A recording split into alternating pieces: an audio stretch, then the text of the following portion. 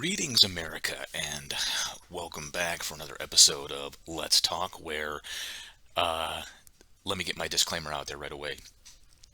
If you know me, whether in my videos or personally, I have a guilty habit of taking the long way around to my destination. Some people like to use the phrase "a long walk for a short drink of water." Such will probably be the case today. If you're at all tuned in, even just the slightest, a lot of stuff going on, whether it's Cuomo and his allegations, or the stimulus package, or the border crisis, or whatever the case may be. One such topic is either an addendum or an amendment, or where there's essentially trying to uh, create more civil liberties for the LGBTQXY alphabet rainbow people. And that'll be the main focus. So I apologize if it takes a while to get there. So without further ado, several of the proponents, people who are attempting to push through this legislation, are quoting some of the provisions within the 1964 Civil Rights Act. And just for some limited understanding, some limited context. So in 1964, when Lyndon Johnson passed the Civil Rights Act, which was considered widely unpopular within the Democratic community, or because many Democrats at that time in the 1960s still held true to the values of the Confederate South, where they themselves were segregationists, and they didn't quite. I hate to see it. I hate to say it, but Lyndon Johnson, for all of his faults and frailties, was I guess you could say, a brilliant man for being able to see the forest through the trees, where you don't have to like the people who vote for you as long as they vote. And, for the most part, ever since then, the Democratic Party has had a tight grip on, I guess, what you might call people of color, or people who fall outside of expected societal norms. And what that Civil Rights Act was attempting to address was, up until that point, you still had Jim Crow segregation in what amounted to the former Confederate states. Now, while I disagree with that, and I find it disgusting, and I think it's horrifically sad, you have to understand how things came to be.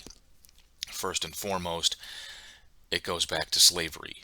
Now, where things get conflated and misinterpreted in the United States is, there's this assumption that the United States invented slavery, more importantly, specifically the African slave trade. And that is just not the case. I understand that, being a straight white male, my social currency is limited, but, like Ben Shapiro says, facts don't care about your feelings. It is what it is. And for anybody who's taken even a basic U.S. history course in college or whatnot, you can find enough evidence to back this up. And then I'm sure further scholars have gone deeper and done a deeper dive that can further back this up. Slavery was a concept that has existed for millennia. All right, I think ever since humans formed civilizations, there's always been slaves.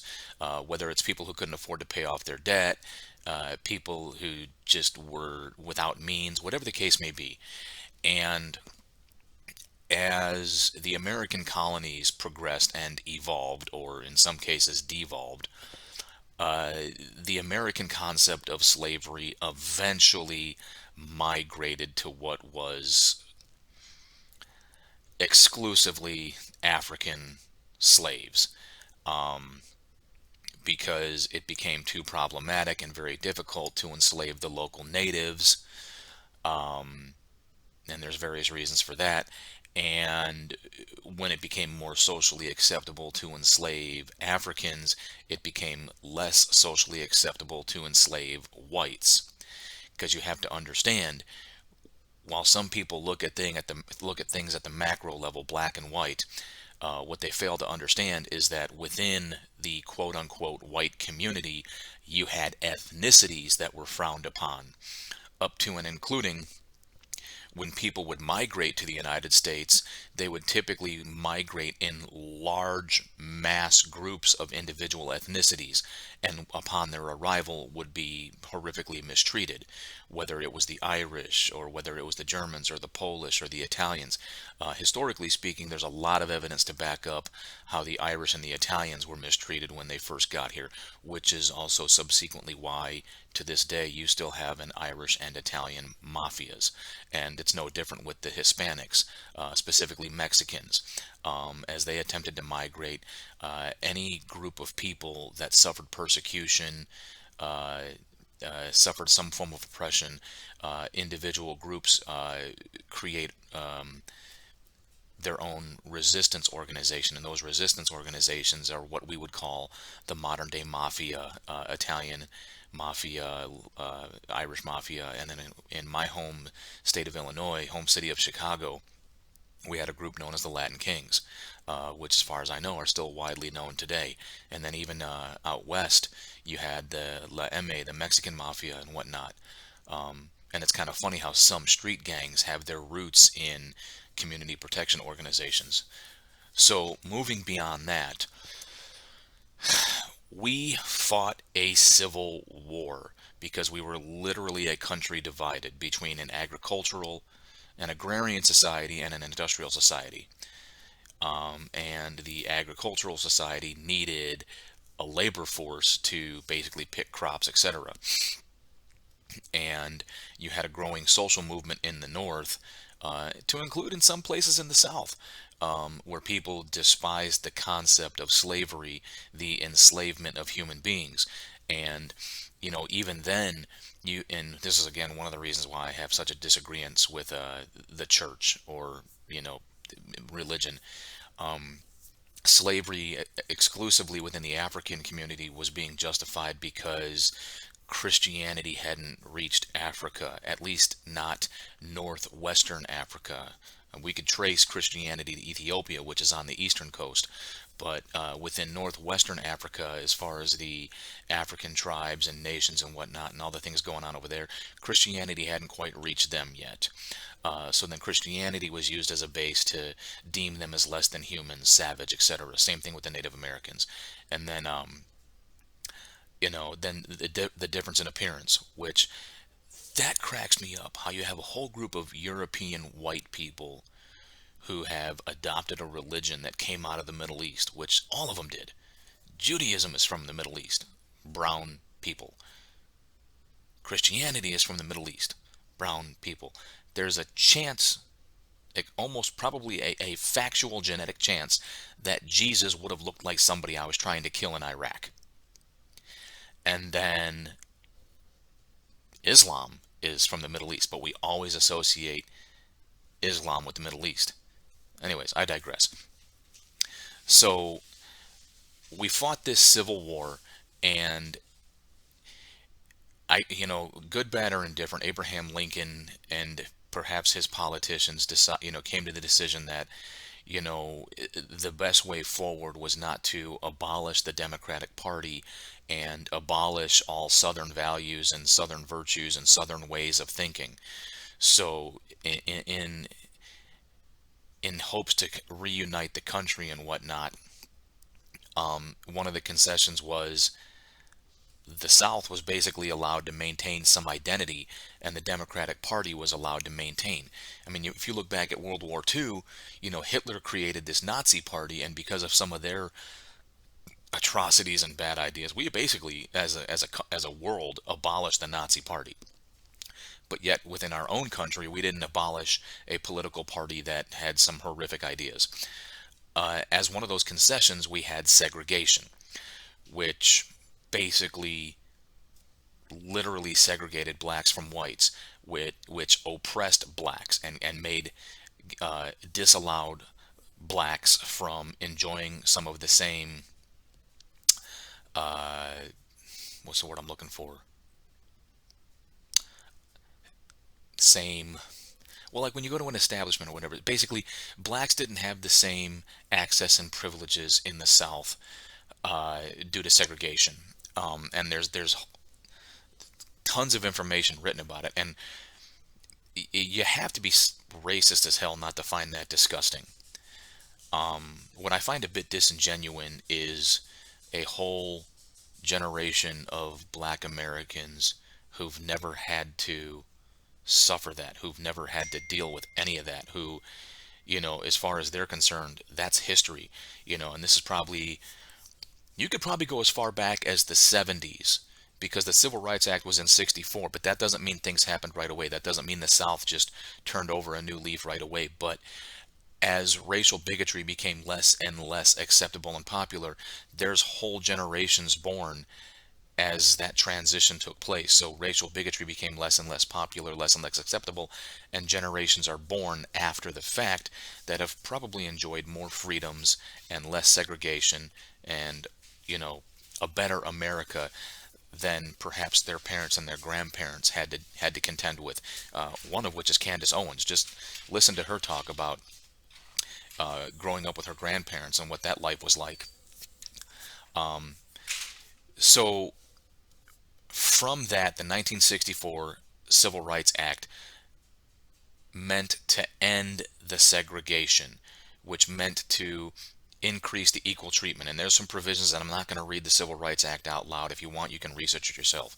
So now the LGBTQ community is attempting to reconstruct that. And this goes right back to my whole comment about boundaries. Because when you start to remove boundaries and you start to remove limitations, you you invite chaos. Like in the medical community, if you do not prevent against infection, you welcome the opportunity for infection. And that's what I see here.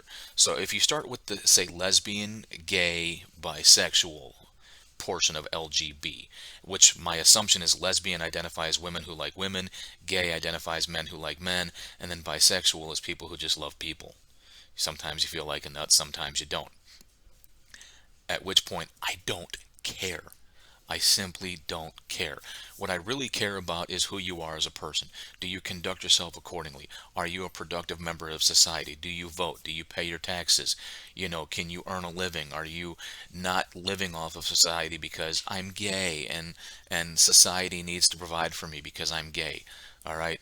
I look at Dave Rubin as an example. Dave Rubin, who I enjoy immensely. I enjoy watching his YouTube channel, and I love listening to his commentary.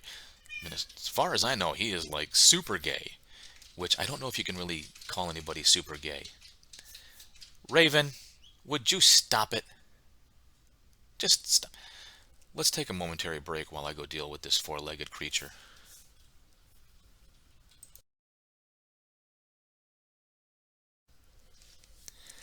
And I'm back. I do apologize. I have a cat that thinks he's a dog. And he was pawing at the door to go outside so that he could hang out with my son, who apparently is at a point in his virtual schooling where he's on break because if you're at home, then there's technically nothing for you to do. Such is life. Yeah, speaking of which, aren't we almost to the point of our 1 year anniversary of flattening the curve? I digress. Back on point. Okay, so what this community is attempting to do is secure what they deem to be certain basic civil rights. And here's where I have certain questions. Okay, personally, I don't give a damn about the L, the G, or the B. You do you. Okay, that's fine. When it comes to trans and then anything after that, I have some issues, okay? Especially if you put demands on me. And I don't feel like the L, the G, and the B are putting nearly as many demands, okay? When somebody explained it to me that specifically the right to get married has less to do with taxes and the physical capacity to get legally married, but more to the point where if you're just a couple, boyfriend girlfriend, boyfriend boyfriend, girlfriend girlfriend, whatever the case may be, in certain circumstances, you're not allowed to be with somebody, like, say, next of kin, so on and so forth. And the greatest example I have is when my wife and I were engaged, and I've probably talked about this before, and I do apologize for my repetition, but I was tasked with being an advisor and going to Afghanistan. And I made it clear to her that I was like, look, as my fiance, if I go to Afghanistan and anything happens to me, nobody's going to notify you. You're not recognized by the DOD because you're a non-registered dependent. All right, you're my fiance, you're not my wife. And we basically threw together a shotgun style wedding.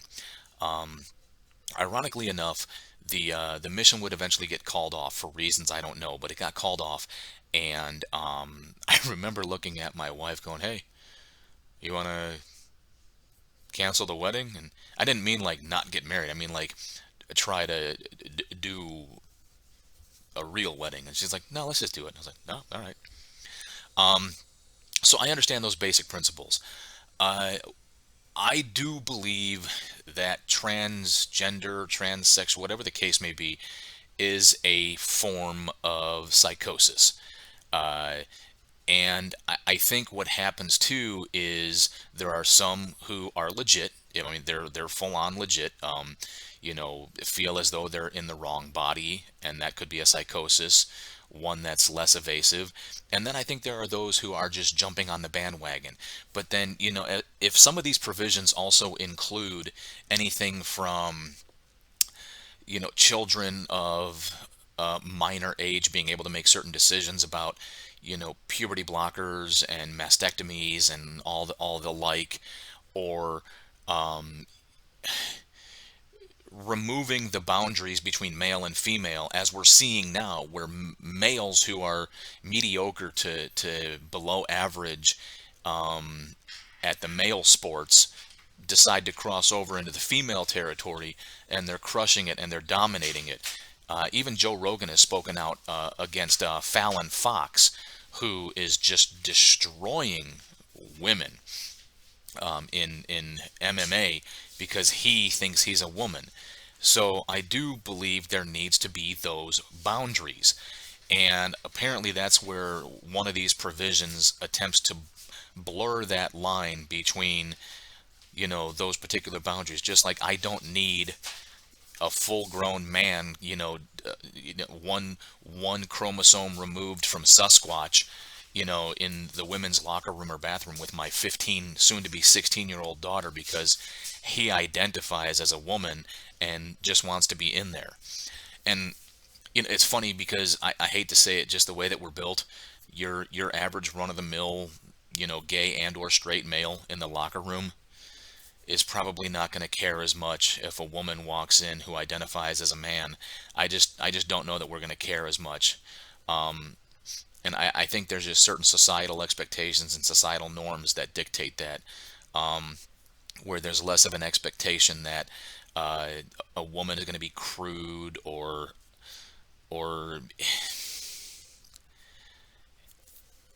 even physically intrusive upon the men, where there's a certain expectation that a man taking advantage of the boundary blurring will potentially use it as an opportunity to get away with stuff. Where I don't think there's an expectation that women, identifying as men going into a men's locker room are going to try to get away with anything. But we don't have to agree on that. Here's what I will say, and everyone from, say, Ben Shapiro, Dinesh D'Souza, even Dave Rubin, have spoken eloquently, especially Ben and Dinesh, who are extremely educated.